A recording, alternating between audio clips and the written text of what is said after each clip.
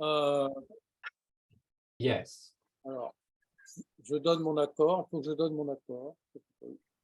Voilà. Alors, euh, les archives de la Manche. Alors, je ne vais pas parler du département de la Manche. C'est un département extrêmement dynamique avec beaucoup de personnalités que je ne vais pas énumérer, mais qui ont façonné l'histoire de France, l'histoire des sciences, et puis qui animent toujours la France et le monde. Alors, on connaît nos relations. Alors, je ne sais pas de quand elles datent, mais je pense que la première fois qu'on a eu des relations, je parle du Stéréo Club français avec les archives de la Manche, pardon, c'était à propos des manchots sur la banquise et les photos de Charcot qui ont eu de différents avatars. Mais ce qui est intéressant, c'est que, outre les images et la mise en scène, on peut dire classique, mon exposition de ce type, il y avait plusieurs, je ne sais plus si c'est un ou plusieurs dispositifs qui permettaient de voir ces images en relief. Et ça, c'est relativement, je dirais, c'est encore assez rare dans les milieux d'archives. C'est en train de se développer. Donc, quand j'ai eu, donc finalement, j'avais dans un petit coin, comme Saint-Lô n'est pas si loin de Granville que ça, j'avais dans un petit coin une attention sur ces archives. Et au fond, c'est l'exposition sur Lucien Rudeau qui m'a fait rentrer en relation concrète avec Sophie Poirier-Audebert.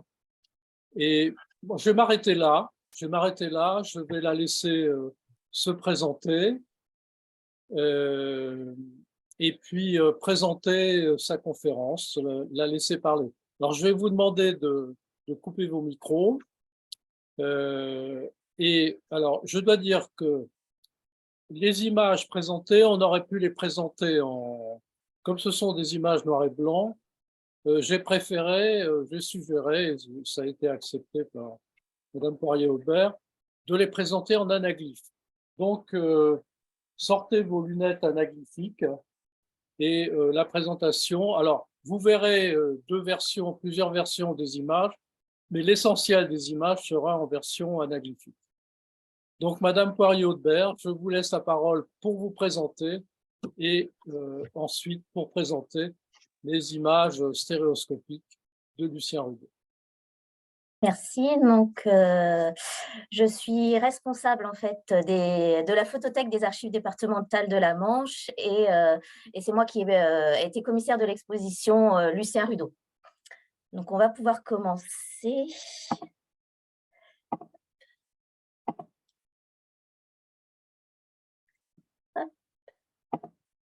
Voilà. Donc, avant de commencer, je souhaite tout d'abord remercier Monsieur Gresser de me donner l'opportunité de vous présenter et de vous faire découvrir le remarquable travail de Lucien Rudeau.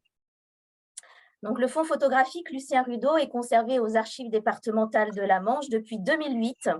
Il compte plus de 7300 plaques de verre de différents formats, dont près de 2000 plaques de verre stéroscopiques de format 4,5 sur 10,7 cm sur lesquelles nous allons nous pencher ce soir.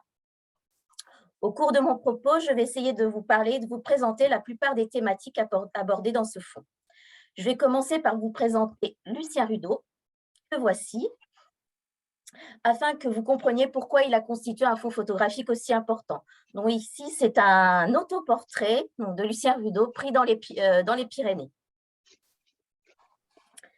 Donc Lucien Rudeau est né le 16 octobre 1874 à Côtebec-les-Elbeuf en Seine-Maritime. Ses parents, Edmond et Marie-Louise Rudeau, que vous voyez ici, quittent Paris après la naissance de leur fils aîné, Henri, en avril 1870. Il fuit la guerre franco-allemande qui menace la capitale et s'installe dans les environs d'Elbeuf. C'est dans cette région et sur la côte normande que le jeune Lucien passe sa petite enfance. À l'âge de 8 ans, ses parents achètent plusieurs parcelles à Donville, près de Granville, sur lesquelles ils font bâtir la villa des Gerbettes, que voici, et une autre villa, la villa des Rochers. Mais c'est aux Gerbettes que la famille Rudeau s'installe en 1882. Edmond, le père de famille, y a aménagé son atelier. En fait, c'est le petit pavillon que vous voyez ici sur votre droite. Et en effet, Edmond, à cette époque, est un peintre de genre, apprécié pour ses scènes galantes dans des décors champêtres. Mais après son arrivée à Donville, il va se tourner vers la gravure et l'illustration. Il va alors illustrer les ouvrages des grands auteurs de son temps, comme Pierre Loti, Georges Sand ou Gustave Flaubert. Le jeune Lucien va donc grandir entre Donville et la région granvillaise et Paris, où il s'installe en 1898-1899 pour des raisons professionnelles. En effet, depuis le début des années 1890, il suit une carrière à la fois d'artiste peintre, d'illustrateur et d'astronome. Il épouse en mars 1900 à Paris Alice Rapin, qui est la fille d'un négociant parisien, membre fondateur et trésorier de la Société de sociologie de Paris. Le jeune couple emménage dans un appartement près de la Bourse, mais c'est à Donville, dans la villa des Gerbettes, qu'Alice met au monde en 1901 André, qui sera le fils unique de Lucien Rudeau. Et Lucien aime prendre en photo son fils, comme on peut le voir sur ces deux photos. Donc, à gauche, lors d'une promenade à Paris, ou à droite, lors d'une partie de pêche sur la plage de Donville. Finalement, Alice et Lucien divorcent en 1907 et on constate que les photos d'André deviennent de plus en plus rares à partir de ce moment-là. À la mort d'Edmond Rudeau en 1908, Lucien hérite de la villa des Gerbettes à Donville. Il y passera une partie de sa vie, notamment avec Marguerite Coupin, qu'il épouse à Paris en 1909. Et ici, on voit donc Marguerite nourrissant les pigeons sur la place Saint-Marc à Venise lors du voyage du couple en 1909. Et à cette occasion, le couple voyage dans toute l'Italie du Nord, à Florence, Pise, Gênes, Milan, Vérone et Venise. Et il découvre également à ce moment-là les lacs suisses et italiens comme le lac Léman ou le lac Majeur. Donc, je vous présente une seule image de ce périple, mais il y en a beaucoup d'autres, puisque Lucien Rudeau réalise au cours de ce voyage de noces une soixantaine de vues stéréoscopiques de ce voyage. Mais Marguerite décède à l'âge de 36 ans au sanatorium de Rueil-Malmaison en avril 1921. Puis une succession de deuils va alors frapper Lucien Rudeau. Il perd son frère, Henri, également artiste peintre de renom, en novembre 1927, puis sa mère en 1930. Finalement, en octobre 1933, il épouse à Paris, en troisième noces, Marie-Louise Cloche, que voici, qui est faisant sa cadette. Et ici, c'est Marie-Louise dans la Hague en 1933. Et comme vous pouvez le voir, il n'existe pas de vue stéréoscopique de Marie-Louise, puisque Lucien Rudeau semble abandonner la stéréoscopie courant des années 1920. Marie-Louise Rudeau veillera Lucien jusqu'à la fin de sa vie et Lucien Rudeau meurt dans son appartement parisien du boulevard Saint-Michel le 15 mars 1947 à l'âge de 73 ans. Son corps est ramené auprès de celui de ses parents dans le caveau familial du cimetière de Donville. Donc, le fond conserve peu de photographies familiales comme celle-ci. Donc, à gauche, vous avez l'ensemble de la famille Rudeau sur la plage de Donville et à droite, lors d'une promenade en voiture sur le pont d'Ocqueville-sur-Sienne dans la Manche. Donc, comme je vous le disais, il existe peu de photographies familiales dans le fond Rudeau car les photographies qui composent ce fond sont essentiellement prises à des fins scientifiques, comme nous allons le voir maintenant. Donc, on va commencer par l'astronomie. Et voici Lucien Rudeau donc, au bureau de son observatoire à Donville. Donc, Lucien Rudeau s'intéresse très jeune à l'astronomie. Enfant, il commence par observer le ciel à l'aide de ses jumelles. Puis son père lui offre sa première lunette astronomique et c'est la révélation. C'est à ce moment-là que naît sa passion. Il rejoint alors en 1892 la Société astronomique de France. Il a tout juste 18 ans. La Société astronomique de France est alors présidée par son fondateur, Camille Flammarion, personnage qui joue un rôle central dans la vulgarisation de la science astronomique et grâce à ses nombreuses publications et à ses conférences. Et Flammarion devient rapidement une référence et un mentor pour Rudeau. Grâce à ses observations assidues et rigoureuses du ciel, Rudeau se fait rapidement remarquer par ses pairs. À l'aube du XXe siècle, c'est un astronome très actif. Il devient membre du comité de la Société astronomique de France, puis membre de la commission des étoiles filantes, de la commission solaire et de la commission lunaire. Et vers 1900, il porte désormais le titre de directeur de l'Observatoire de Donville. Et cette nouvelle désignation correspond à l'époque où il se fait construire un observatoire à Donville, face à la villa des Gerbettes. Donc, la photo que je vous montre, c'est une photo prise le jour de l'inauguration de l'observatoire. On voit des drapeaux sur la coupole et tout le monde s'est apprêté pour l'occasion. Et cette photographie vient clore une série d'autres photographies que Lucien Rudeau réalise sur la construction de son observatoire, comme on peut le voir ici. Donc, en fait, il a fait toute une série sur la construction de son observatoire. Et à droite, donc, on a même l'installation de la coupole sur le bâtiment. L'observatoire est agrandi en 1928. Il a aujourd'hui disparu, il a été démonté malheureusement en 2021. Malgré ses travaux, Rudeau n'a pas fait de grandes découvertes. Néanmoins, il a participé à une meilleure compréhension du système solaire.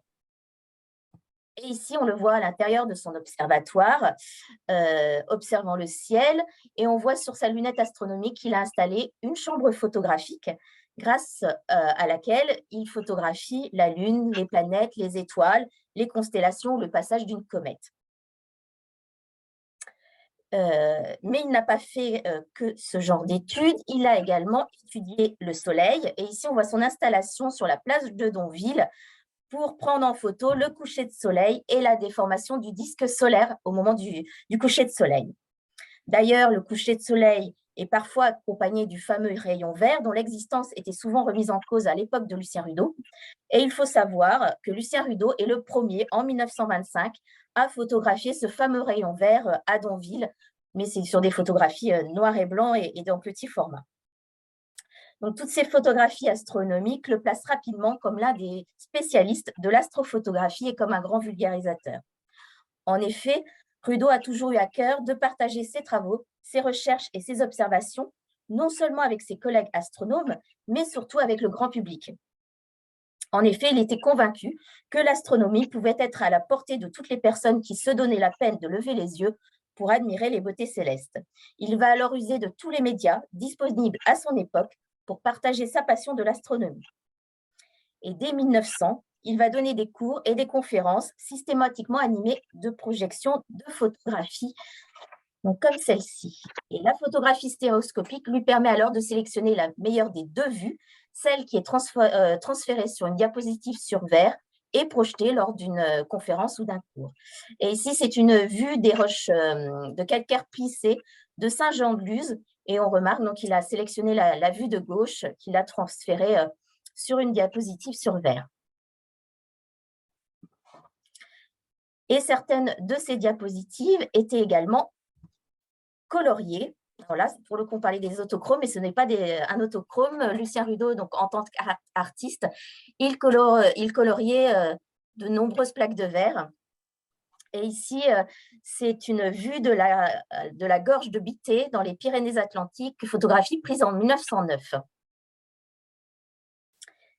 Et en parallèle de ces conférences, Rudeau publie une dizaine d'ouvrages et des centaines d'articles dans des revues scientifiques comme l'astronomie ou la géographie, mais aussi dans des revues plus populaires comme la Nature, Je sais tout, l'Illustration, pour être vraiment à la portée du plus grand nombre, à la portée du grand public. Il y traite de sujets aussi bien astronomiques que de sujets connexes comme la météorologie ou la physique du globe. Et comme pour ses conférences, ses textes sont enrichis de nombreuses photographies qu'il extrait de son fond. Et là encore, il utilise la photographie stéréoscopique, pas pour sa qualité première, la vision en 3 dimensions, mais pour sa particularité de fournir 2 vues quasi identiques. Et là, c'est une vue de la construction de la coupole de l'Observatoire du Pic du Midi, pris en 1905. Et là encore, il a choisi la vue de gauche, celle qui illustre son article qui paraît dans La Nature en décembre 1905. Et d'ailleurs, certaines de ces plaques conservent cette marque de cette sélection, donc comme cette vue. C'est une vue du lac Doncé au pied du Pic du Midi, donc, où la vue de droite donc, a été barrée et Lucien Rudeau a sélectionné que la vue de gauche qui date de 1906. Lucien Rudeau va également collaborer à quelques documentaires et à quelques films, et notamment au film Les Mystères du ciel, dont on conserve un remarquable reportage photographique. Et donc, voici un seul exemple. C'est une scène du film tournée dans les studios d'Épinay-sur-Seine, en Seine-Saint-Denis, qui date de 1920. Alors, en fait, il vous montre le dispositif qui avait été imaginé pour montrer la rotation de la Terre. Et en effet, après la guerre, après la Grande Guerre, Lucien Rudeau est contacté par le réalisateur Louis Forest pour participer à la réalisation de ce film, Les Mystères du ciel. Il va collaborer à toute la partie scientifique et il va peindre notamment des paysages lunaires. Et à la sortie du film, ce dernier rencontre un véritable succès. Il est d'ailleurs projeté pendant plusieurs mois au Cirque d'hiver. Il faut savoir aussi que c'est l'une des premières utilisations du cinéma à des fins scientifiques. Donc là, je vous montre un seul exemple, mais il existe plusieurs photos sur la réalisation de ce film.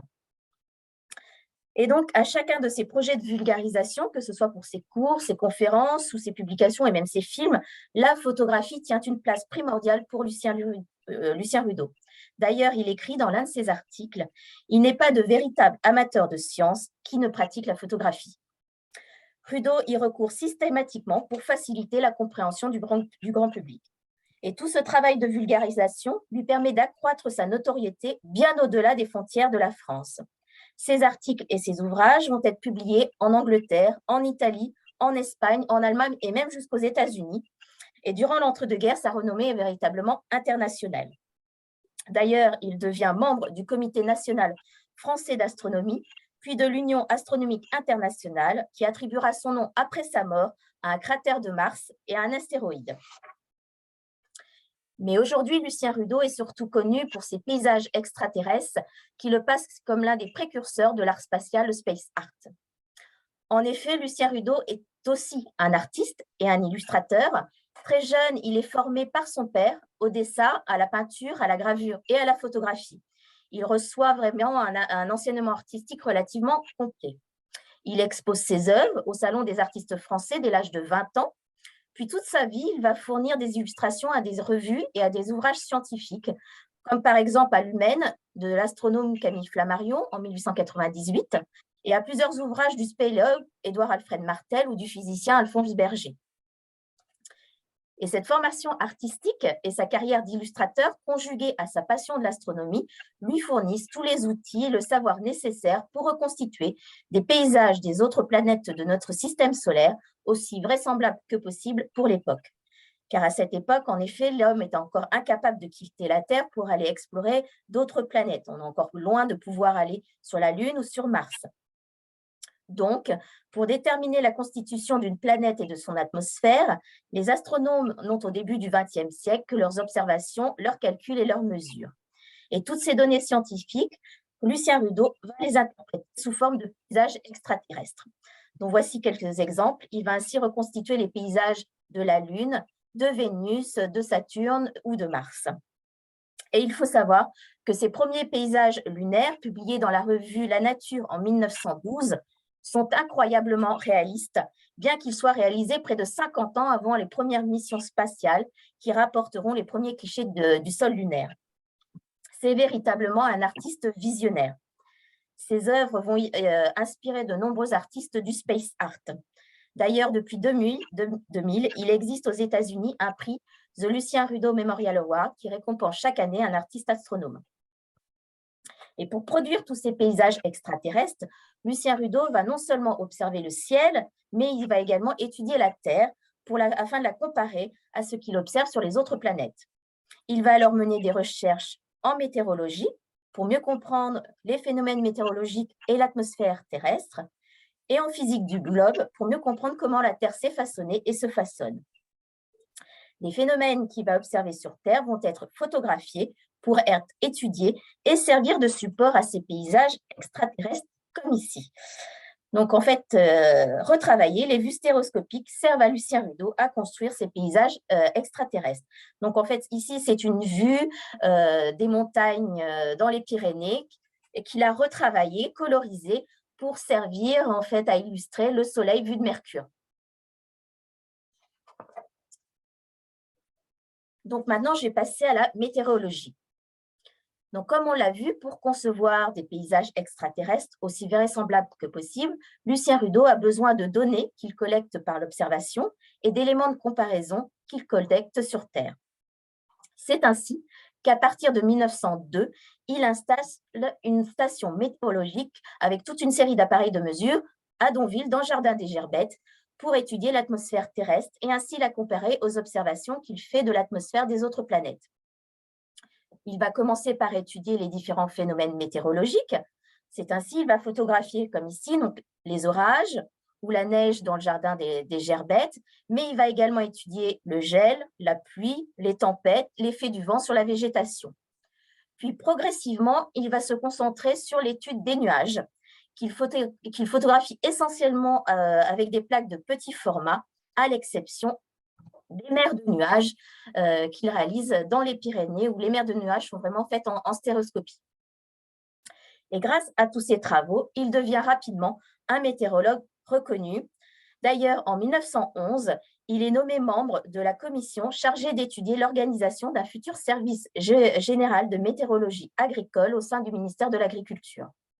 Mais curieusement, ce n'est seulement qu'à la fin de sa vie, en 1937, donc 10 ans avant sa mort, qu'il devient membre de la Société météorologique de France. Et ces photos sont elles aussi reconnues et très appréciées à l'époque, car en 1934, il remporte le 2e prix du concours photo organisé à l'occasion de l'année internationale des nuages. Et certains de ces clichés sont même exposés au Palais de la Découverte lors de l'exposition universelle de 1937. Sinon, en tant que météorologue, il va se rapprocher de l'aéronautique. Même si en tant qu'astronome, les avancées de l'aéronautique ne le laissent pas indifférent, car les progrès de l'époque lui semblent très prometteurs pour les éventuels futurs voyages interplanétaires. Rudeau devient alors membre de l'Aéronautique Club de France en juin 1905. Il prend la direction du comité d'études météorologiques, grâce auquel il espère collecter un maximum de données sur l'atmosphère terrestre et notamment sur les nuages. Et avec l'Aéronautique Club, il assiste en 1906. Alors, à gauche, c'est le départ de ballons à gaz du parc aérostatique de Rueil-Malmaison. Donc là, il y a tout un reportage, je ne vous en montre qu'une seule vue. Et à droite, donc la même année, en 1906, il assiste au vol de présentation du planeur de Gabriel Voisin à Champlan, en Essonne. Donc là aussi, il y a toute une série de ce vol d'essai. Je vous en montre qu'une seule. Sinon, en tant que météorologue, il participe également à 3 missions de spéléologie. Et en effet, grâce à sa collaboration avec la revue La Nature, il rencontre le célèbre spéléologue Édouard Alfred Martel. Et en 1907, Martel invite Rudeau à l'accompagner pour une première mission d'exploration de grottes et de gouffres dans les Pyrénées en tant que dessinateur et en tant que météorologue. Et en effet, Rudeau assure les relevés météo pendant ces missions. Et ici, je vous montre un exemple d'un campement lors de ces missions. Et les résultats très prometteurs de la première mission donc de 1907 encouragent le ministère de l'Agriculture à financer 2 nouvelles missions pour localiser de potentielles réserves d'eau exploitables pour l'agriculture, l'industrie ou l'alimentation publique. Rudeau part donc avec l'équipe d'explorateurs durant les étés 1908 et 1909. Et ici, donc, Lucien Rudeau était météorologue et dessinateur, mais il n'a pas hésité donc, à faire les explorations. Et ici, on le voit donc, en train de se faufiler à l'intérieur du trou de Souleillan, en Ariège, en 1909. Donc, c'est vraiment un explorateur très actif. Et ici, c'est les 2 autres vues. Donc, à gauche, c'est Lucien Rudeau qui se penche au-dessus d'un gouffre. Et sur cette photo, on peut voir en fait le matériel relativement rudimentaire qui était utilisé par ces explorateurs, fait de simples échelles de cordes, de lanternes et de bougies. Et à droite, c'est une autre photographie prise au magnésium de la grotte de Gargas dans les Hautes-Pyrénées. Et de ces missions, Lucien Rudeau va rapporter plus de 200 photographies stéréoscopiques qui témoignent de l'audace et du dévouement de ces explorateurs partis découvrir les entrailles de la Terre. Il va également ramener plusieurs aquarelles comme celle-ci Et d'ailleurs, certaines de ces aquarelles sont exposées à l'exposition universelle de Bruxelles en 1910. Quant aux photos, beaucoup vont servir à illustrer les ouvrages de Martel et les articles de Lucien Rudeau. Je vais passer maintenant à la physique du globe. Les planètes de notre système solaire évoluent au fil du temps, comme la Terre. C'est pourquoi Rudeau va l'observer, l'étudier, en vue d'essayer de comprendre comment les planètes sont façonnées et ainsi mieux reconstituer leur paysage. Pour cela, il va régulièrement séjourner dans les Pyrénées entre 1904 et 1913. Et en 1904, il part pour la première fois pour le massif du Néouviel dans les Hautes-Pyrénées, avec pour objectif préparer l'expédition qu'il fera l'année suivante, donc en 1905, pour aller observer l'éclipse solaire.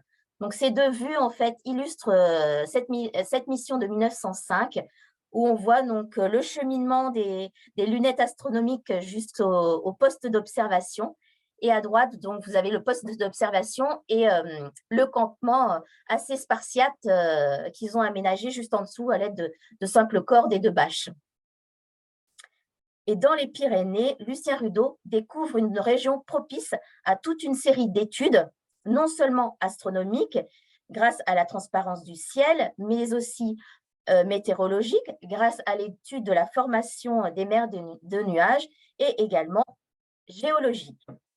Et en effet, dans les Pyrénées, il va faire des relevés de roches, des prélèvements de roches, comme on peut le voir ici, et il va également étudier l'érosion pluviale des roches calcaires. Et durant ses séjours dans le massif du Néouviel, entre 1904 et 1907, il photographie aussi les paysages qu'il rencontre au cours de ses expéditions dans les montagnes. Donc, à gauche, c'est la vallée de Barège, qu'on reconnaît donc en bas à gauche.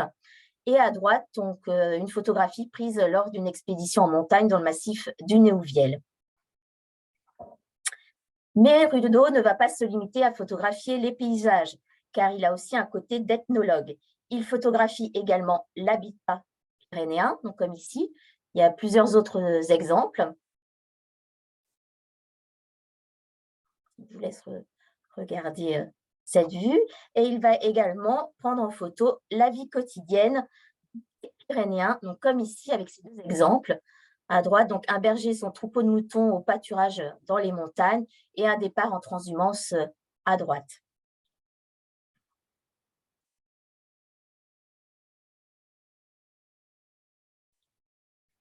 Il va aussi être le témoin de quelques catastrophes, comme ici à gauche, l'avalanche de pierre qui va détruire le petit village de Bête-Poué en 1906.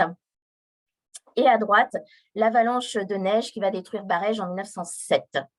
Donc la zone rouge en bas, c'est que l'émulsion a été abîmée et que l'humidité a rongé l'émulsion par des moisissures.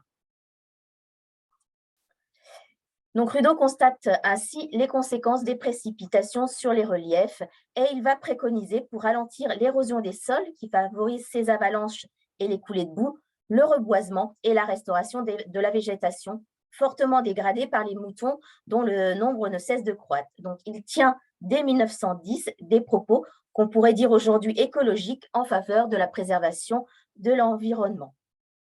Et sinon, dans les Pyrénées, il est également le témoin de la construction de la coupole de l'Observatoire du Pic du Midi, comme on peut le voir ici à gauche. Et à droite, c'est le transport du télescope donc qui viendra se loger donc, dans la coupole.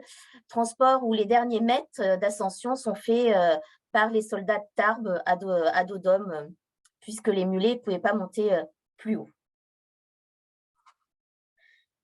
Et à partir de 1910, Rudeau redirige ses travaux vers les Pyrénées-Atlantiques et le Soum de Lèche. Et ici, on voit le pic d'Arla et le pic d'Annie, donc totalement enneigés, puisqu'en effet, dans les Pyrénées-Atlantiques, il va surtout étudier la neige dans les gouffres et la nature des sols. Et ici, on voit un prélèvement de neige devant la cabane du Trou du Cou qu'on voit ici en arrière-plan. Mais le déclenchement de la Grande Guerre met un terme à ses séjours dans les Pyrénées. Néanmoins, ces voyages lui ont permis de produire plusieurs centaines de plaques stéréoscopiques donc sur différentes thématiques dans les Pyrénées. Sinon, en parallèle de ses voyages dans les Pyrénées, Rudeau s'intéresse également aux explorations polaires, riches de découvertes. C'est ainsi qu'on le retrouve à Saint-Malo lors du baptême du Pourquoi pas en 1908.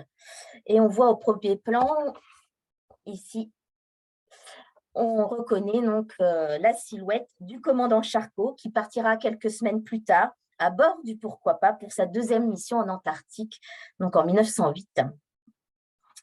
Et malgré son côté scientifique explorateur, Rudeau participe à aucune grande mission polaire, mais il embarque en 1906 à bord de la Visio Bis, que voici, pour étudier les côtes norvégiennes et l'archipel des Shetland. Donc on voit ici l'Ibis ancré au large du port d'Oda en Norvège. Et pour ce nouveau périple, il place dans ses bagages papier, pinceau, aquarelle, puisqu'il fera de nombreuses aquarelles, mais aussi son appareil photo stéréoscopique. Grâce à lui, il va réaliser plus de 200 vues stéréoscopiques de ce voyage. Il va photographier la vie à bord de l'Ibis, puis les paysages des Shetland et la vie des habitants centrée sur la pêche de harengs. Donc, à gauche, vous avez une vue de la rade de l'Airwick et en arrière-plan, on devine la silhouette du navire l'Ibis. Et à droite, c'est une vue d'un entrepôt de barils de harengs. Et en Norvège, il découvre des paysages extrêmement contrastés entre les côtes relativement arides battues par les vents violents et les vallées fertiles de l'arrière-pays. Il va explorer les fjords et escalader des glaciers. À gauche, c'est le Sorfjord. Et à droite, c'est une expédition sur le glacier du Foldjefonna.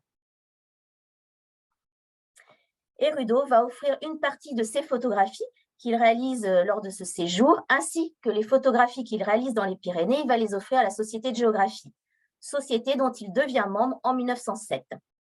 Et cette même société le récompense en 1914 en lui attribuant le prix Molteni, récompense qui est décernée à un explorateur français ayant rapporté et donné à la société la collection de photographies la plus intéressante, tant du point de vue géographique que du point de vue photographique. Donc, comme on vient de le voir, Rudeau mène essentiellement des recherches sur l'érosion des sols et notamment sous l'effet de l'eau. Il va ainsi parcourir la France pour étudier le cheminement de l'eau et sa puissance destructrice. Il va ainsi photographier les glaciers, les cours d'eau, les cascades, la mer, etc. Donc là, je vais vous faire défiler quelques exemples. Ici, c'est la Creuse, à Creusant. Donc, l'eau a façonné ce paysage.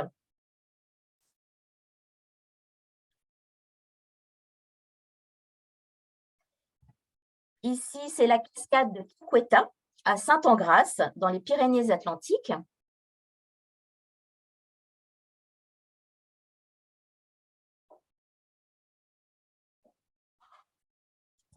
Et ici, à gauche, vous avez le Cap Fréhel, dans les Côtes d'Armor. Et à droite, en fait, des vagues qui viennent se jeter sur le récif.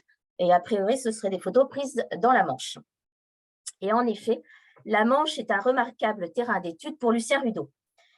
Il va y étudier l'évolution du littoral, notamment à Donville.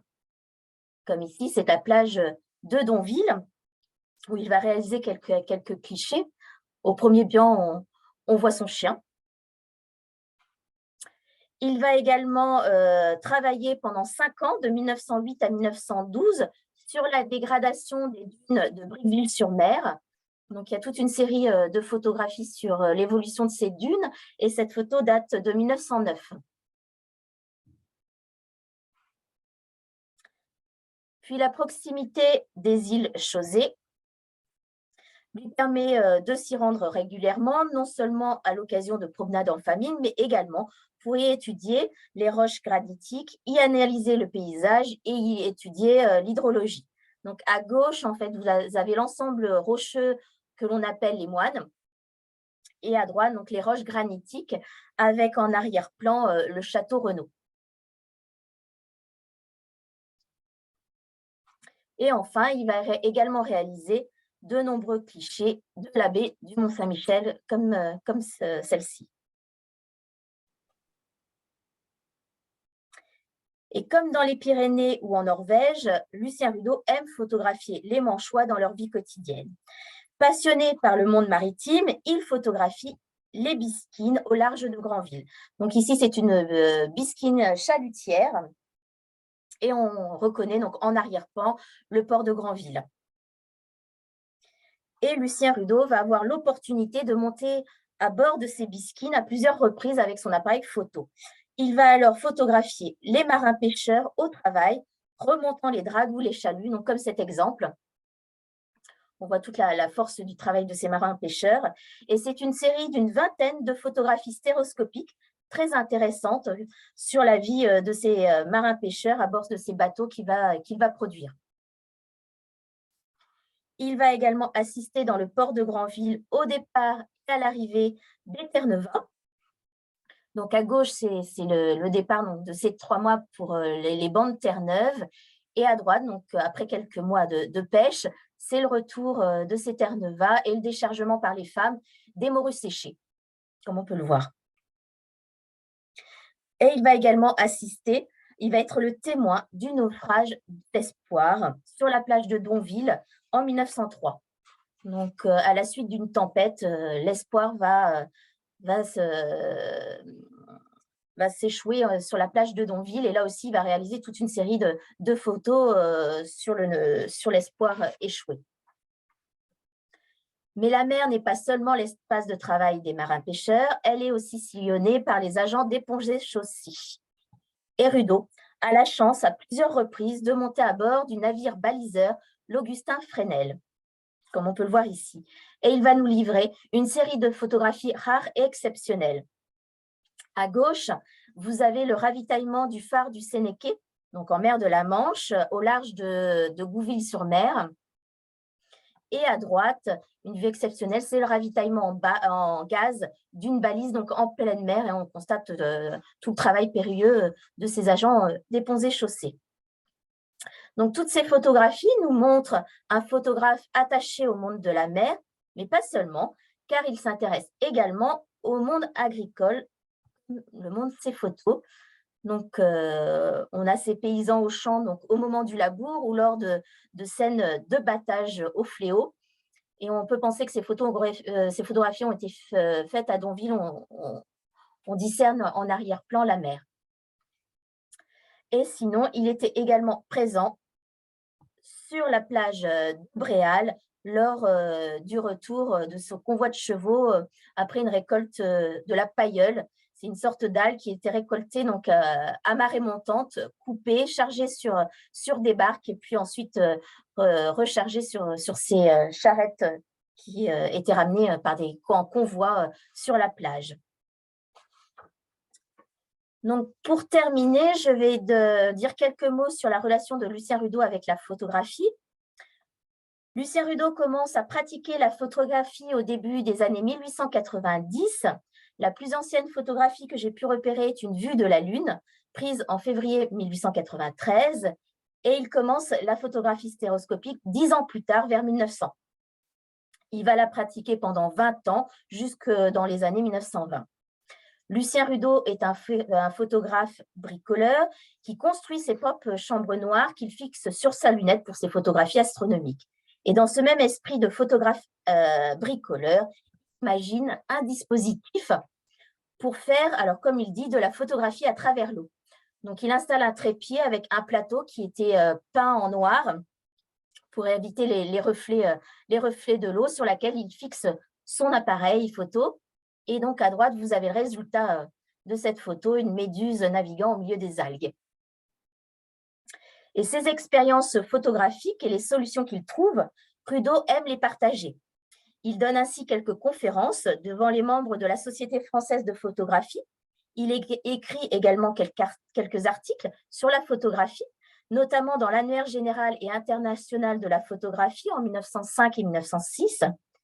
Il écrit évidemment sur la photographie astronomique et la photographie météorologique, mais pas seulement.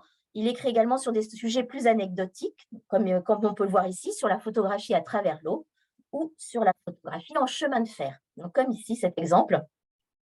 Et dans tous ces articles, il distille de nombreux conseils faciles à reproduire par des amateurs de photographie. Donc, ces articles paraissent dans Ombre et Lumière, dans le bulletin du Photoclub toulousain, etc. Et là, on y retrouve encore sans souci d'être accessible au plus grand nombre par un langage facilement compréhensible. Et grâce aux photographies qu'il publie dans Photogazette, on sait qu'il commence avec un Verascope Richard, qu'il remplace rapidement par un stéréo bloc-notes de chez Gaumont. Et en 1905, après son expédition dans les Pyrénées pour aller observer l'éclipse solaire, il écrit sur ce nouvel appareil, donc le stéréo bloc-notes, que ses proportions réduites et sa facilité de maniement en font l'appareil rêvé pour les missions en montagne.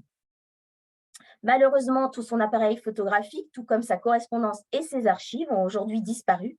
Aujourd'hui, de son travail scientifique, il ne reste plus que ses écrits et ses plaques de verre. Et à ce propos, son fond n'est pas uniquement constitué de plaques négatives, comme vous avez pu le voir jusqu'à maintenant. Un quart, à peu près, a été transféré sur des plaques positives afin d'être visionné en 3 dimensions. Donc ici, vous avez Lucien Rudot en arrière-plan avec son fils André, après un déjeuner à bord de l'Augustin Fresnel. Donc on a la plaque négative et la plaque positive donc en dessous. Et comme vous avez pu le voir, la plupart de ces photos fonctionnent très bien en 3 dimensions et on constate que le cadrage et la composition de ces photos sont souvent étudiées, construites avec des plans successifs. Et ce sens de la composition, Rudot le tient très certainement de sa formation d'artiste peintre qu'il a reçue de son père. Malgré la reconnaissance de la qualité de ses photographies par les sociétés savantes et son grand intérêt pour la photographie, il semble qu'il n'était membre que de la Société d'excursion des amateurs de photographie. Il en devient membre en 1904 et cette société lui décerne en 1908 la médaille de Vermeil pour la plus belle collection des preuves photographiques présentée en 1907. Et il s'agit des photographies présentées lors de sa conférence intitulée « Dans les nuages et sous la terre ». Donc, en fait, il s'agit des photographies qu'il a prises dans les Pyrénées. Voilà.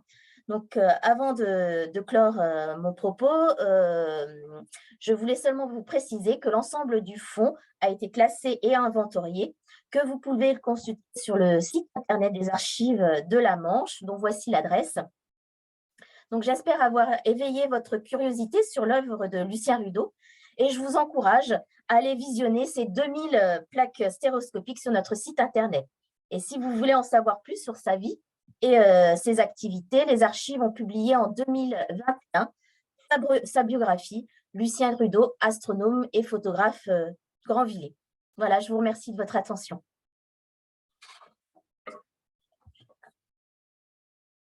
Merci. Voilà.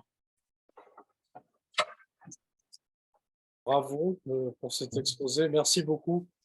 Je dirais, ce fonds est extraordinaire. La vie de Rudot est extraordinaire et je pense que, pour moi, j'espère que le travail qui a été fait aux Archives de la Manche, alors il y a eu plusieurs expositions. La première exposition a été faite en quelle année, madame ? En 2010. En 2010. Voilà. Et, donc, c'est déjà la deuxième exposition. Je sais pas, il y avait en 2010 des stéréos ou pas? En fait, en 2010, l'ensemble du fonds n'était pas classé. Donc, on a fait sur les thématiques principales, mais non, il n'y avait pas de vue stéréoscopique. Oui. Comme on avait fait là. Comme on avait fait là. Voilà. Bon, je n'ai pas envie de… Est-ce que quelqu'un a une question tout de suite? Alors, je me permets d'intervenir parce que ce fonds est peut-être extraordinaire, mais je trouve que votre présentation est extraordinaire aussi. Hein.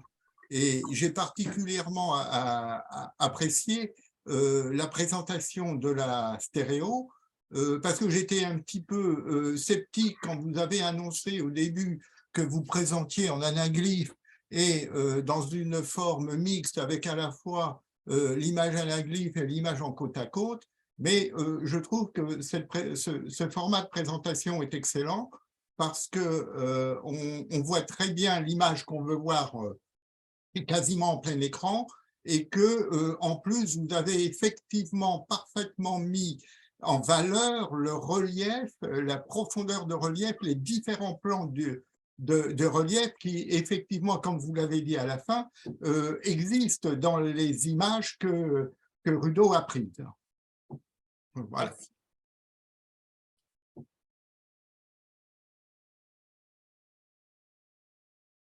Alors, est-ce qu'il y a d'autres remarques, questions? Moi, j'ai une question. Qui c'est qui a transformé les images côte-côte en images anaglyphes? C'était déjà… ça Alors, existait déjà, ou il y c'est avait une moi, phase… je l'ai fait de manière encore assez grossière.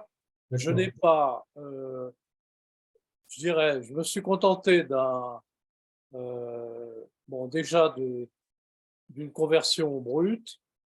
J'ai fait un peu de cadrage, je n'ai pas fait de retouche. Je n'ai pas fait de retouche. Hein. Donc, alors, vous verrez ce que je vous présenterai ce qu'on pourrait faire sur certaines images, mais disons, c'est une première étape de retraitement. Et tu as des choses à dire là-dessus? Moi, personnellement, ben, c'est vrai que je vois beaucoup de jaillissements, en fait, quand on voit…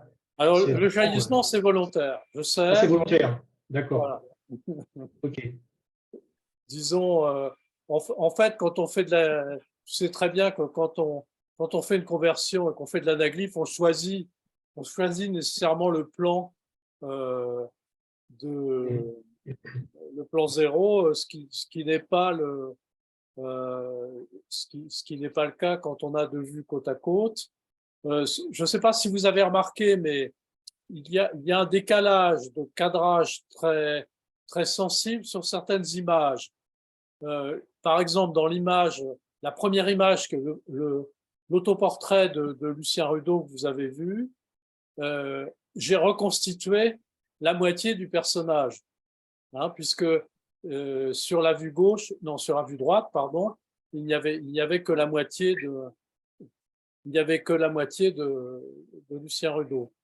Je ne sais pas si vous avez remarqué, il y a une vision d'une ferme pyrénéenne. J'aurais pu aussi reconstituer à la fois la partie gauche et la partie droite de l'image, qui était très décalée. Dans la descente du gouffre, quand on voit Lucien Rudeau, il y a un personnage aussi que j'aurais pu reconstituer. Là, j'ai pas. Je dirais, si on décidait de montrer, de publier ces images à un plus vaste auditoire, il faudrait les retravailler. Mais ce n'est pas excessivement compliqué. Oui, merci. Alors, c'est quand même un très gros travail, parce qu'il faut bien comprendre que ces vues, elles étaient faites pour être vues dans des stéréoscopes.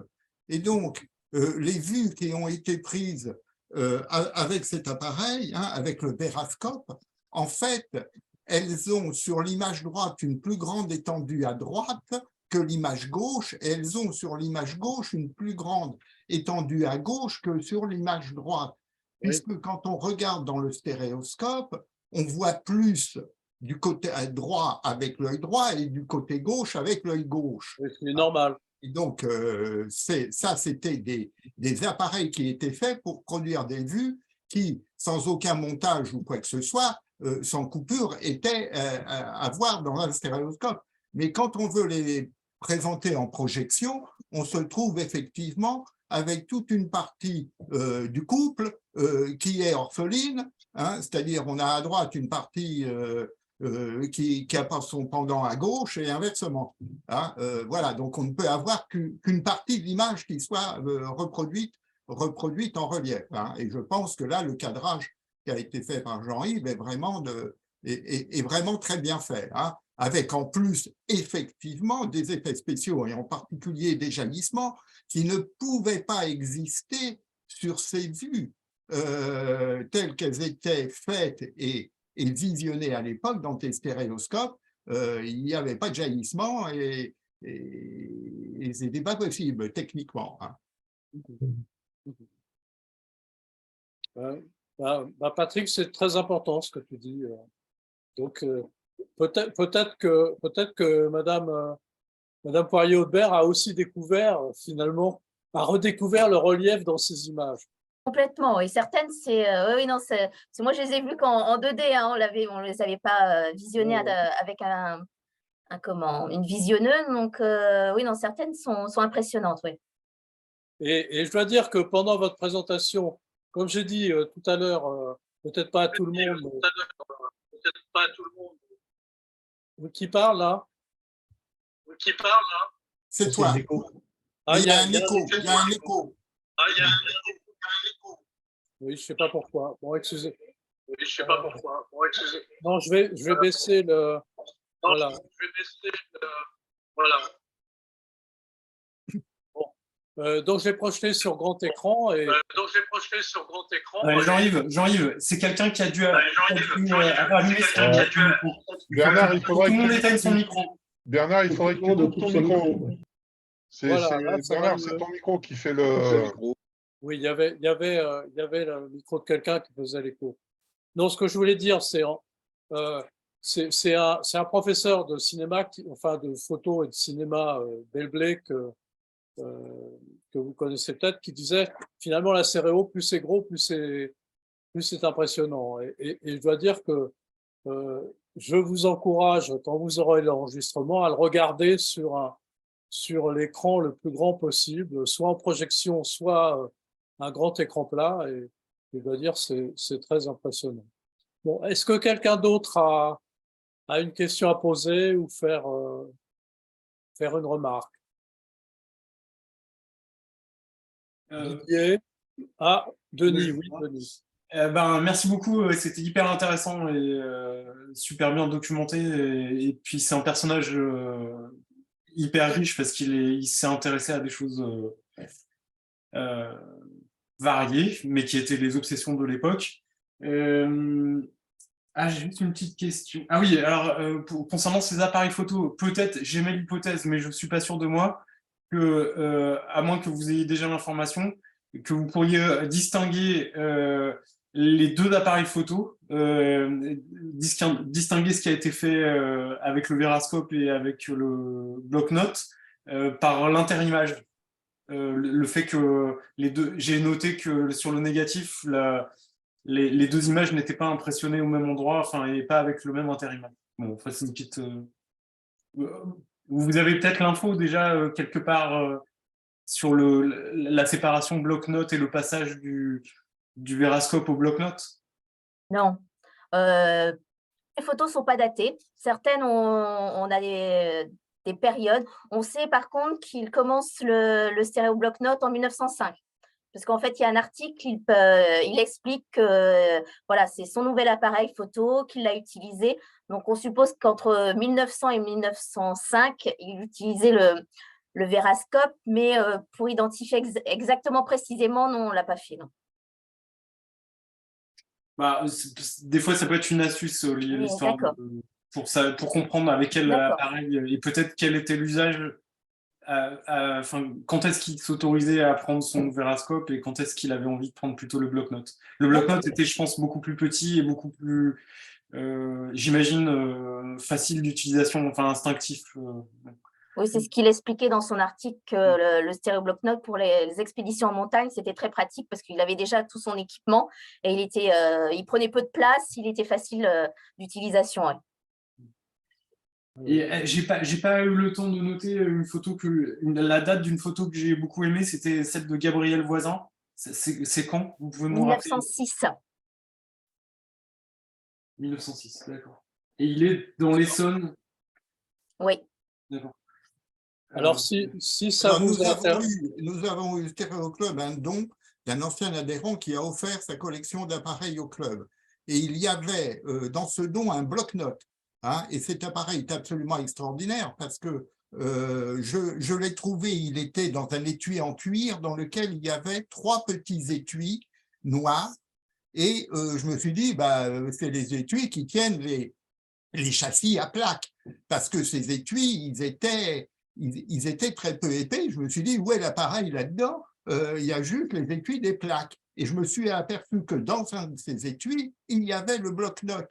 Et comme on l'a vu sur la photo que vous avez montrée, en fait, c'était un appareil qui se dépliait. Donc, il était pliable, hein, très plat, et donc effectivement léger, et donc facile à transporter pour un montagnard qui a beaucoup de choses à transporter. Ah oui. Et ce bloc-notes qui est dans les collections du club, là maintenant, c'est un stéréo bloc-notes? Ah ben bien sûr, Parce que, tout oui, au mais club est en stéréo. Il est encore chez moi avant que j'aille le déposer à Saint-Cyr. Hein. Si tu veux le voir. Ah, Patrick, il serait peut-être intéressant que tu fasses des photos ce stéréo bloc-notes. Hein. Alors, il serait, oui. Oui, ou pensez alors à l'occasion. avant d'envoyer les appareils au dépôt, dans les réserves, où ça sera plus difficile de les voir. Oui. Oui.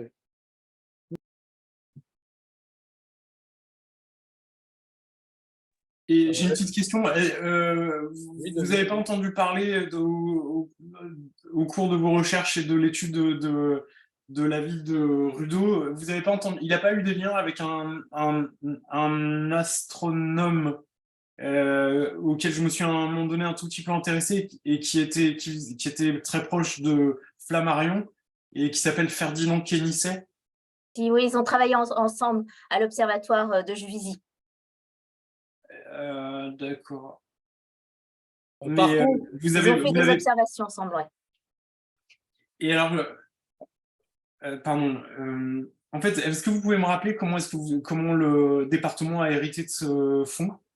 En fait, la dernière épouse, donc Marie-Louise Rudeau, est décédée sans enfant. Et Marie-Louise était proche d'Yves Rocard, le physicien. Et il avait un disciple, Monsieur Mechler, et en fait Marie-Louise s'est prise d'amitié en fait avec cette famille et leur a vendu la villa avec tout ce qu'elle avait à l'intérieur avant de mourir. Et cette famille en fait nous a déposé en 2008 l'ensemble du fonds. D'accord. Voilà. Et vous n'avez jamais vu dans l'ensemble du fonds des vues stéréoscopiques astronomiques? Non, non, il n'y en a pas. Parce que c'était le sujet de ma recherche, moi, à un moment donné, j'avais cherché ce que Flammarion, ce que le club astronomique de France, non, comment on appelle ça, la Société astronomique de France, oui. La Société astronomique de France, à un moment donné, ils ont dû éditer des vues stéréoscopiques astronomiques. Et celui qui était très fort là à ce sujet, c'était Quénisset. Ouais. Et ce qui m'a surpris quand j'avais fait ma recherche, c'est que apparemment, il les avait édités. D'ailleurs, j'avais trouvé dans des catalogues les tarifs, les titres qui étaient accessibles au public, mais j'ai eu beaucoup de mal à en trouver. Donc, j'espérais en trouver auprès de vous. Et non. Non, il n'y a que ces travaux de recherche, de travail, ouais. Il n'a pas fait du tout de photographie astronomique en stéréoscopie, ouais. Une question pour Denis, justement. Les premières photos stéréo astronomiques, elles datent de quand?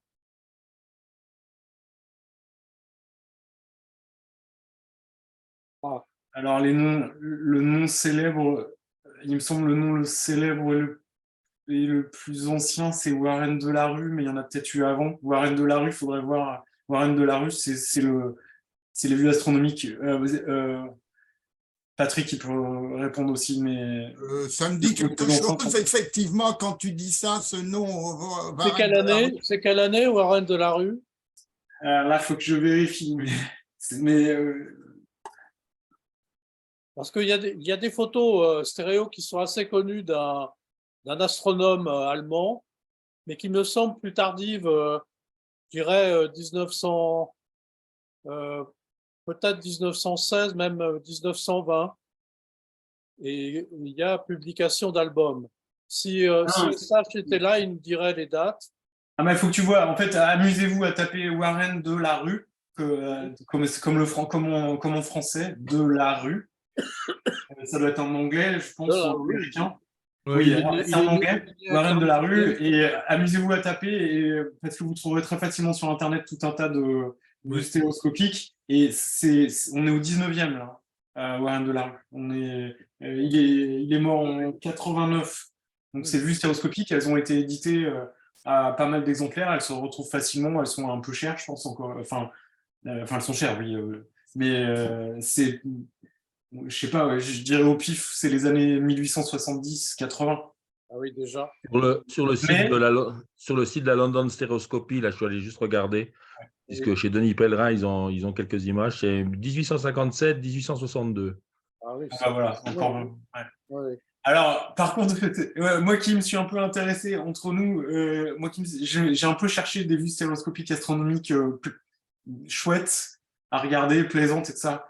En fait, du fait que la stéréoscopie astronomique, c'est associer deux images qui ont été prises à des endroits totalement différents et le plus souvent à des époques totalement différentes. Le génie si vous êtes un génial photographe, si je dis pas de conneries, hein, si vous êtes au 19e et au début du 20e un très bon photographe astronomique stéréoscopique, c'est que vous avez l'intelligence d'associer deux images qui ont été prises à des époques totalement différentes, à 10 ans d'intervalle, à 5 ans d'intervalle, et par le jeu le mystère de la libration de la Lune et de choses que je comprends pas très bien, vous arrivez à associer, à suggérer un relief, voilà. Et c'est très rare que ça fonctionne, et c'est très rare que le relief soit vraiment appréciable, et très souvent ça donne des maux de tête horribles. Et il faut vraiment avoir beaucoup d'imagination pour voir les rotondités de la Lune, mais des fois, et notamment Kénisset était très fort là-dessus. C'est pour ça que j'espérais que les gens qui gravitaient autour de Flammarion et Kénisset, j'ai vu quelques très très belles plaques de Kénisset, donc c'était. Alors, il y a dans le Petit Bof c'est un de nos partenaires, un article qui présente une vue stéréoscopique de Paris, des 7 ponts de Paris, fameuse vue universellement connue, et qui présente la comète de 1800, alors je ne sais plus son nom, mais c'est une comète qui a dû passer dans les années 1860, 50 ou 60, et donc avec une vue jour-nuit. Donc vous savez, la vue jour-nuit, c'est la vue où vous la voyez de jour quand vous l'éclairez par devant et vous la voyez de nuit quand vous l'éclairez par derrière, et on voit la comète sur cette vue-là. Cet article est extrêmement intéressant et je n'ai pas encore élucidé la question de savoir si cette comète a vraiment été photographiée comme ça ou si ça a été rajouté dans l'image ultérieurement. À propos d'astronomie, ce qui m'étonne, j'ai l'impression que Lucien Rudeau n'a jamais eu de contact avec Benjamin Liu, qui a fondé le Stéréoclub. C'est étonnant, ça. Denis, tu auras un éclairage là-dessus? C'est curieux.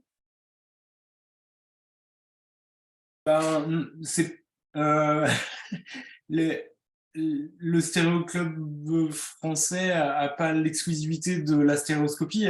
Au début du XXe, la stéréoscopie, elle est partagée par beaucoup de photographes amateurs et amateurs un peu éclairés, et vraiment énormément de Français et de photographes amateurs ou amateurs experts avaient entre les mains un appareil photo stéréoscopique sans être adhérent au Stéréoclub. Je suis désolé pour l'histoire. J'ai une question. Oui, j'ai une question. C'était le seul et le premier club, association de la stéréo. Alors, il y a eu, au début du XXe siècle, il y a eu une autre association, mais qui n'a pas perduré. Oui. Bon. Mais c'était... Ce qui m'intriguait, c'est par le biais de l'astronomie. Est-ce que quelqu'un veut faire une remarque ou poser une question? J'ai une question. Est-ce qu'on connaît, on a vu tout à l'heure une voiture, est-ce qu'on connaît la marque de la voiture? Bon, on pourrait regarder, mais oui, non, j'ai pas fait de recherche en ce sens, mais je pense qu'on pourrait les reconnaître, oui. C'est une Tesla, je crois. Une Tesla mécanique. Non, il y a déjà des voitures électriques en 1900. Et vous pouvez envoyer la photo à la vie de l'auto. Ils authentifient automatiquement les voitures et la date, l'année, etc.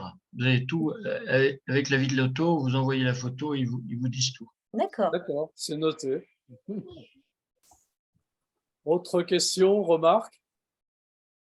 Et moi, j'ai une petite remarque, c'est que je ne sais pas si jamais il traîne encore sur Internet ou s'il est quelque part, mais il y a quelques mois, vous aviez, ou alors c'était toi, Jean-Yves, qui avait fait la publicité dans le documentaire qui était consacré à Rudo et qui était passé sur France 3 Région. Et il était rigolo, c'était un 52 minutes et il était assez plaisant à regarder. Donc, si vous le retrouvez sur Internet ou s'il repasse, guettez-le. J'avais donné un lien. Vous connaissez ce documentaire? Oui, il a été fait en C'est vous qui me l'aviez partenariat. donné, ce lien? Oui, oui, c'est un documentaire qui a été fait en partenariat avec les archives, oui. Oui, Donc, qui a été fait en parallèle de l'exposition il était très bien. par le réalisateur Vincent Pouchin, oui. Super, super, c'était super aussi. Oui. Bon, alors j'ai plein de questions, moi, mais je ne voudrais pas mobiliser. Écoute, liste tes questions en vrac et puis on va Alors, choisir. qu'est-ce que c'est que le rayon vert? J'ai entendu vaguement parler, mais qu'est-ce que c'est que ce rayon? Donc, au moment du coucher de soleil, en fait, il y a juste sur le soleil, donc qui est quasiment disparu, en fait, il y a une sorte de lumière verte, en fait. Donc, à l'époque de Lucien Rudo, elle était souvent remise en cause et en fait, il a été le premier à le prendre en photo, malheureusement en noir et blanc. Il sera pris en photo en autochrome quelques années plus tard. Moi, je l'ai vu en Martinique, mais après avoir bu 3-4 petits punches. Mais c'est un phénomène qu'on peut constater. Et encore, on ne le voit pas? Non. Pourtant, moi, j'ai le coucher de soleil juste en face de chez moi. Tu l'as pas vu? J'ai beau avoir bu 3-4 pastis, je ne l'ai jamais vu non plus. Alors moi, je l'ai vu plusieurs fois. En fait, il faut un temps extrêmement sec. Il faut un temps extrêmement sec.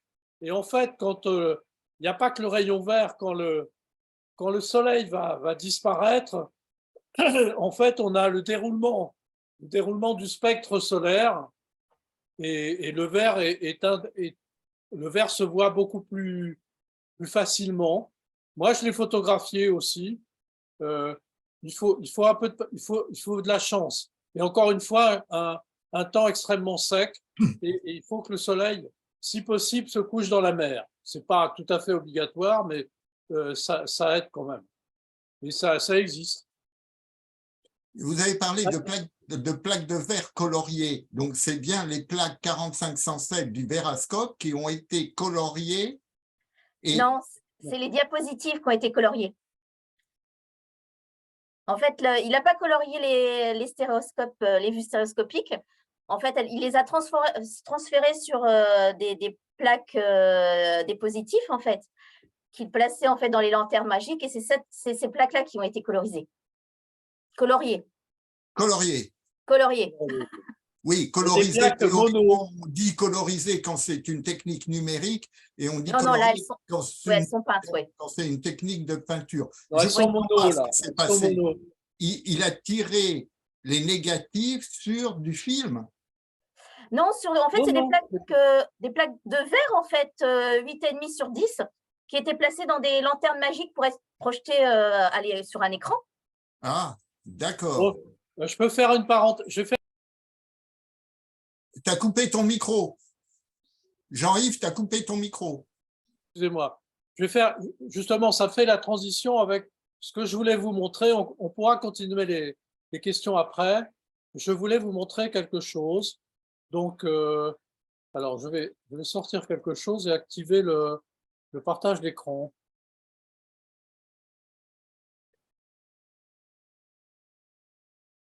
Ah. Il faut que ça... Pardon. Oui, en attendant que Jean-Yves mette son écran là, est-ce qu'on peut avoir l'adresse sur le dernier slide là? Vous avez mis l'adresse où on peut avoir le fond de la manche? Oui, mais je l'ai déjà donné. Ah non, je ne l'ai pas donné, mais tu l'auras. Oui. www.archive-manche.fr. Ce que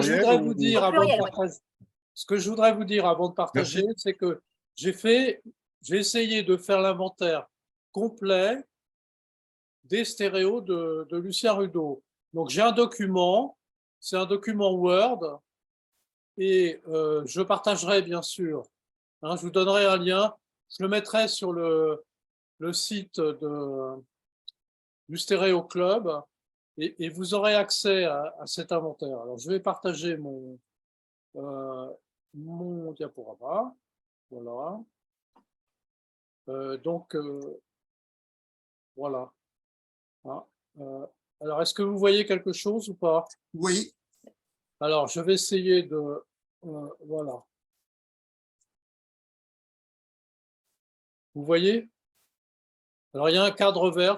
Voilà. Vous voyez un cadre vert comme moi ou pas? On voit un couple sur verre avec le verre de gauche qui est brisé. Voilà. Ouais. Donc, et qui alors, a ça, été c'est une première chose scotché. voilà, c'est une première chose que je voulais vous montrer. J'aime beaucoup cette vue parce qu'elle a des résonances familiales. Mais donc, à partir de ça, voilà ce qu'on peut faire en numérique avec retouche. Donc avec un peu de travail, bon, c'est pas encore complet, mais voilà le genre de choses. C'est plutôt pour montrer à Madame Poirier-Audebert. Oui. Donc voilà, ça me fait penser à mon beau-père qui pêchait le poulpe comme ça.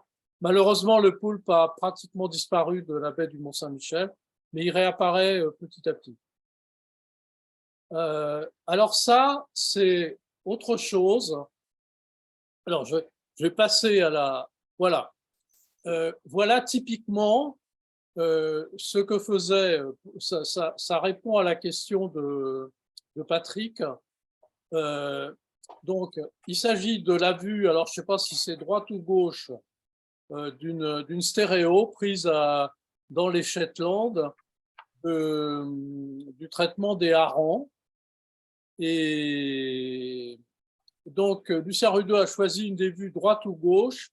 Il a colorié pour la, comme le disait Madame Poirier-Audebert, pour faire des projections.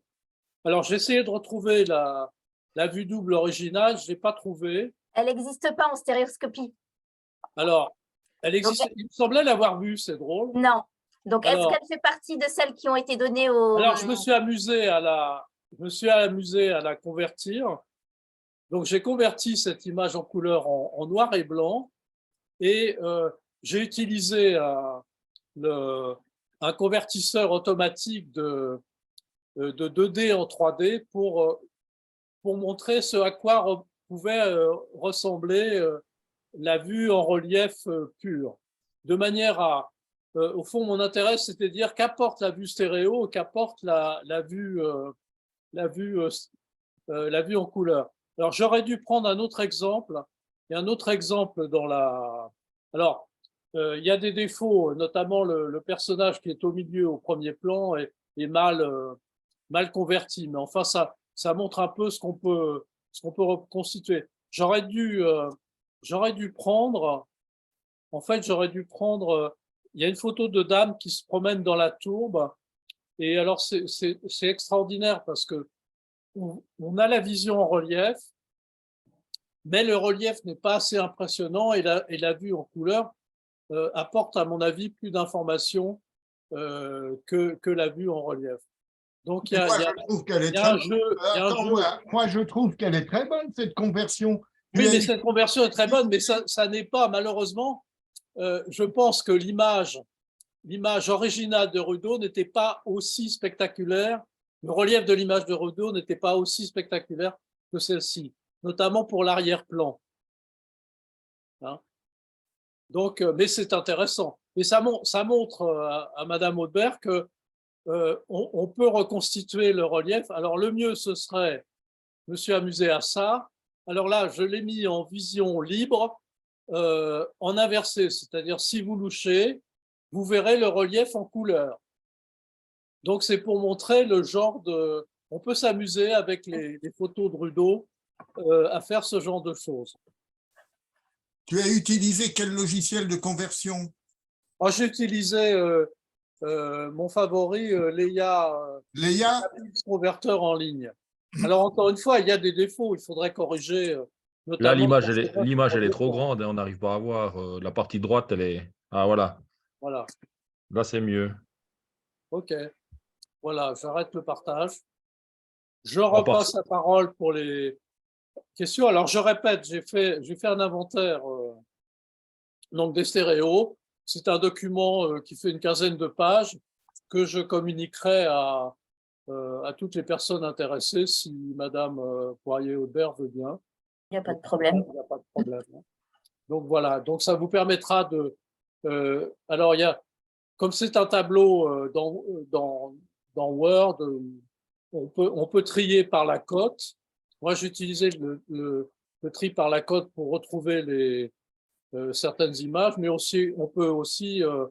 on a un descriptif hiérarchique, donc on peut restituer la hiérarchie thématique de ces vues. Ça vous permettra de naviguer peut-être un petit peu plus, d'aller directement vers ce quoi vous voulez accéder. J'ai un doute, combien de vues stéréoscopiques avez-vous dans le fonds Rudeau? À peu près 2000. Hein? Presque 2000. Oui, c'est énorme. Et sur en tout 7000 images, mais de toute nature, y compris dessins et… Voilà. Oui. Est-ce qu'il y a des questions, des remarques? Moi, je voulais vous remercier de nous avoir présenté et le personnage et les photographies qu'il a faites. Je suis surpris parce qu'il a quand même l'œil stéréo, le monsieur. Même dans les images plates, il a l'œil stéréo. Et je n'arrive pas à comprendre qu'il ait pu biffer une case pour en choisir une autre. J'ai de la peine à comprendre qu'on fait de la stéréo, mais juste pour choisir une autre photo. Il y a une explication là-dessus? Parce qu'en fait, il est utilisé, comme je l'ai dit, en fait, il l'utilisait soit pour la publication, dans ces cas-là, il choisissait une des deux vues. En général, c'était la vue de gauche, ou pour ses conférences, en fait, il choisissait une des deux vues. Donc, on peut penser pour le lac d'Oncé, en fait, il l'a utilisé soit pour une conférence, soit pour une publication. Donc, certaines, on porte une croix comme ça. Peu, mais quelques-unes. Ça me surprend parce qu'en plus, faire de la stéréo, ce n'est pas donné à tout le monde. Il a vraiment une composition vraiment stéréoscopique. Quand on voit les pêcheurs qui tirent, là, il est vraiment juste bien placé. La photo des femmes, là, il est aussi super bien placé. Il a vraiment l'œil. Hein. C'est vraiment une… C'est un artiste. C'est un artiste. Oui, son père était peintre, son frère aussi était un peintre de renom, et lui aussi, en fait, avait l'œil du peintre, quoi. Le sens de la composition, le sens du cadrage, ça, c'est indéniable. Et le sens du risque, parce que les photos dans la grotte, moi, c'est les premières photos aussi anciennes que je vois dans une grotte, mais c'est incroyable. Oui. Oui, il raconte dans ses articles qu'il est tombé, qu'il a navigué dans des rivières souterraines avec des barques qui étaient censées ne pas se percer ni quoi que ce soit, et il est tombé à l'eau dans des rivières souterraines. Il a dû nager pendant 1 kilomètre dans l'eau glacée. Donc, il a frôlé la mort plusieurs fois, mais il est revenu. Oui, et dans la nuit, dans l'obscurité. Ah, voilà. complètement, oui. Oui, parce que les bougies étaient tombées à l'eau. Ouais. J'ai une question, peut-être qu'Édouard va pouvoir me répondre. Il me semble que Daniel Chailloux a parlé de Martel. Et Martel aurait ses descendants ou des descendants d'amis de Martel auraient une demeure dans le Massif central où ils auraient conservé ils auraient conservé des vues. Et Daniel Chailloux devait vous contacter, Madame Poirier-Audebert. Est-ce qu'il l'a fait? Non, ça ne me dit rien, non. Bon, je vais l'encourager parce que chez nous, il y a beaucoup de passionnés de spéléologie, et lui particulièrement. Donc il me semble qu'il m'avait parlé de Martel. Donc, oui, parce qu'il a un ami qui a dû faire des études sur le collaborateur de Martel. D'accord. Mais je ne sais pas, parce que moi, je pensais avoir une photo de Martel. Il me dit non. Mais moi, je pense que oui, mais bon. Non, je pense, Daniel n'a pas pu venir, mais je pense qu'il sera intéressé par l'exposé. Je pense qu'il sera intéressé par approfondir le contact sur ce personnage. Donc, toutes les vues sont sur notre site. Donc, oui, s'il veut voir les photos de Spéléo, elles sont disponibles, oui, sans problème. Bon, est-ce que quelqu'un a encore une question? Patrick, tu avais plein de questions. Oui, alors effectivement, j'avais remarqué la plaque de verre barrée et je me disais que finalement, à cette époque-là, enfin lui, il faisait tellement de photos stéréo que, bah, ma foi, ça n'avait pas très grande valeur, une plaque stéréo, et qu'il était capable, effectivement, de barrer une des deux vues, ce qui est un iconoclaste, quoi. Oui, mais a-t-il barré un négatif ou un positif? C'est un positif, un négatif. C'est un négatif. Oui. Ah, il a bien barré. Il a bien barré. Oui, une fois qu'on a barré le négatif, c'est fini, on ne peut plus refaire les positifs. Hein. Là, sauf à travailler en numérique, ça se rattrape, mais bon. En numérique, oui, mais à l'époque, c'était fichu. Elle était barrée côté vert, donc on pouvait nettoyer après. Ah, bon. Ah, voilà. Ouais. On avait pourtant l'impression qu'il y avait des émulsions qui étaient pas. Non, il me semble de mémoire qu'elle est barrée côté vert. À vérifier, mais il me semble que c'est côté vert, ouais. Vous avez dit qu'il y avait des photos qui avaient été offertes à la Société de géographie. Oui. Donc, vous n'avez peut-être pas dans votre fond toute la production de Lucien Rudeau. Non. Alors, parfois, il offrait soit les négatifs, soit les positifs. Il gardait une version pour lui. Donc, je pense qu'en fait, il y en a peut-être certaines qui sont inédites chez eux, mais je pense qu'il y a beaucoup de doublons, en fait. Vous connaissez Olivier Loiseau? Non. Le conservateur? Bon, alors, moi je ne sais pas si vous vous rappelez, je suis membre de la Société de géographie. Donc, je connais bien l'un des conservateurs qui est à plein temps sur les fonds de la Société de géographie. Et il se trouve que je l'ai rencontré la semaine dernière. On a recommencé à parler de stéréo. Et malheureusement, lui non plus n'était pas libre ce soir, mais je vais lui reparler plus spécifiquement du prix 1914. Et puis, j'avoue que je n'ai pas fait une recherche dans la base de la Société de géographie, mais je ne suis pas sûr non plus que toutes les plaques aient été inventoriées, oui, mais numérisées, je ne sais pas. Mais je vais faire une recherche là-dessus avec lui. Et puis, on vous contactera après. Ah oui, je suis preneuse d'informations, oui. Oui, bien sûr. Bien sûr. Patrick, autre question? Non, je crois d'autres, hein. Je ne veux pas prendre la parole ou laisser, si les autres ont des questions à poser, n'hésitez pas. Alors, simplement, bon, je ne sais pas. Donc, je pense qu'on aurait plein de questions à poser. Je voulais signaler qu'il y a à Donville, en ce moment, une exposition à la médiathèque. C'est dans la Manche, c'est pas près de chez vous. Désolé. J'aimerais vous rappeler, madame, pour voir si vous faites une conférence le 9 mars. Le 9 mars à Donville, oui. À Donville. J'aimerais, mais il faut qu'on va pas embêter nos amis avec ça, mais j'aimerais qu'on fasse un choix des images que vous avez déjà choisies pour en imprimer quelques-unes. Alors, je ne sais pas. Moi, je peux en imprimer en A4. Vous pouvez peut-être en imprimer en plus grand format, je ne sais pas. Et puis les amener à Donville avec une collection de lunettes stéréo, ou leur demander, au fond, leur demander s'ils avaient une télé comme au fond, on n'a pas besoin d'une télé 3D. On peut très bien, sur une télé couleur, projeter les transparents que vous nous avez montrés aujourd'hui. D'accord. Donc, ce serait peut-être bien de leur montrer des... Vous voulez que je prenne contact avec eux ou... Comme vous voulez, moi je peux les contacter la semaine prochaine, oui. Oui. Hein. Donc vous faites ou je fais? Comme vous voulez, de toute façon, va falloir que je les contacte pour les différents points. On pourra les contacter de debout, comme ça aura des chances de. Voilà. J'irai après le carnaval, parce que le carnaval de Granville commence après-demain, donc et finit mardi soir. Donc, à partir dans une semaine, voilà, on pourra aller les voir.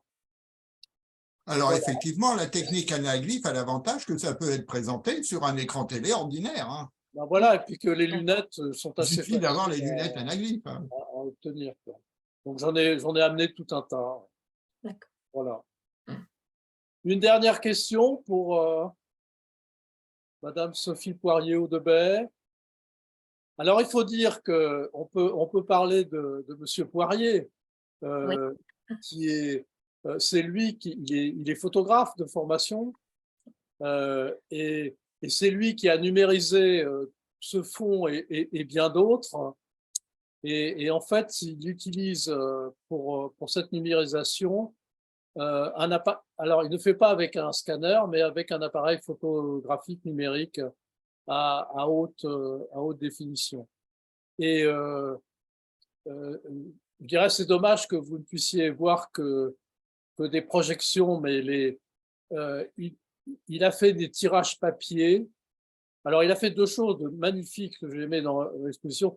Des tirages papier mono qui sont magnifiques, d'un contraste et d'un grain extraordinaire. Et alors, il s'est fait aider, mais il a fait un petit montage stéréo qui était présenté dans l'exposition. Je mettrai des images de l'exposition dans l'article que nous allons faire. Et c'était aussi magnifique. Donc, je voudrais vous remercier, Madame, pour cette présentation de ce soir, beaucoup. Remercier aussi votre mari, parce qu'il a œuvré à toute cette sauvegarde de patrimoine. Je ne sais pas si Patrick, tu veux rajouter quelque chose. Et puis, nous, Madame, nous correspondrons. Oui. Je dois vous amener mon numéro spécial sur la Grèce, donc je tiens à vous le remettre en main propre. Voilà, Patrick, à toi la parole. Écoute, je tiens à vous remercier pour effectivement la présentation de ce fonds qui est quand même exceptionnel, parce qu'il y a tout un intérêt non seulement scientifique, mais aussi artistique, parce qu'effectivement, il avait le don de prendre les photographies et de les prendre en relief, hein, et aussi pour la présentation extraordinaire que vous en avez faite. Merci. Alors, je serai le dernier à parler peut-être, mais donc nous avions évoqué ce travail et puis cette conférence à Gilles Désiré Digosset, le directeur de la médiathèque du patrimoine et de la photographie, et qui nous a dit que, enfin, on était peut-être au début de la reconnaissance du travail de Lucien Rudeau. Et alors, je voudrais vous montrer simplement. Alors, l'ouvrage qu'a fait Madame Sophie Poirier-Audebert est remarquable. Hein. Il n'y a pas de stéréo dedans, mais tant pis. Mais il est remarquable pour avoir un. Alors, vous l'avez montré, mais j'insiste, il est remarquable. Je voudrais vous montrer quelque chose qu'elle n'a pas montré.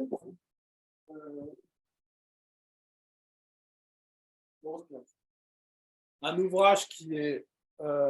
Est-ce que vous voyez assez? Donc, donc Rudeau a fait un ouvrage de vulgarisation d'astronomie en 1937 qui s'appelle Sur les autres mondes, et il est donc publié, et il a été republié en fac-similé chez Larousse. Et c'est pour les amateurs d'astronomie, c'est remarquable. Normalement, vous devriez déjà l'avoir, mais pour ceux que l'astronomie intéresse, et je mettrai, il y a des images en couleur, enfin, c'est vraiment le début du space art. Alors, voilà, je sais pas si... C'est son chef-d'œuvre, c'est celui qui l'a rendu célèbre dans le monde entier. Ouais. Remarquable.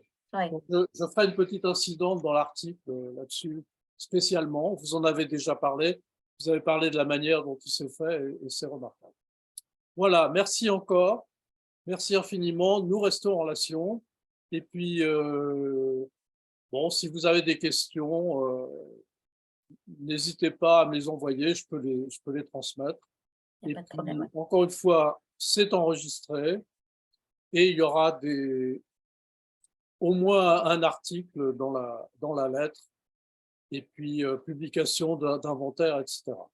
Voilà. Ah, et moi, si je puis me permettre, je voulais vraiment vous remercier parce que c'était hyper intéressant et je me mêle de ce qui ne me regarde pas, mais l'exposé que vous avez fait qui était excellent, je me demande si ça ne pourrait pas intéresser les gens de Bordeaux pour l'événement du mois de mai. Donc je me mêle vraiment de ce qui ne me regarde pas, mais j'imagine que ça aurait enfin, ce type d'exposé a tout à fait sa place. On va en reparler de ça. Vous le connaissez? Non. Non, non, non, non, non. Il faut, non, mais je vous en parlerai. D'accord. Je vous en parlerai. On se rejoint après le carnaval. D'accord, oui, il n'y a pas de problème. Et vous prenez vos vacances jusqu'à quelle date? Moi, j'étais en vacances cette semaine, donc la semaine prochaine, je suis de retour aux archives. Bon, bah, disons à partir de mercredi, jeudi. D'accord. Voilà. Bon. Bah, plutôt mercredi matin, parce que jeudi, je crois que j'ai des rendez-vous. Et vendredi? Et vendredi, je crois que je suis permanence de salle de lecture. On essaiera mercredi. Je serai mercredi. D'accord. Mais, pas de problème. Voilà. Bon. Eh bien, merci à tous. Merci d'être venus. Et puis, au revoir. À bientôt. À une Merci prochaine. bien. Merci bien.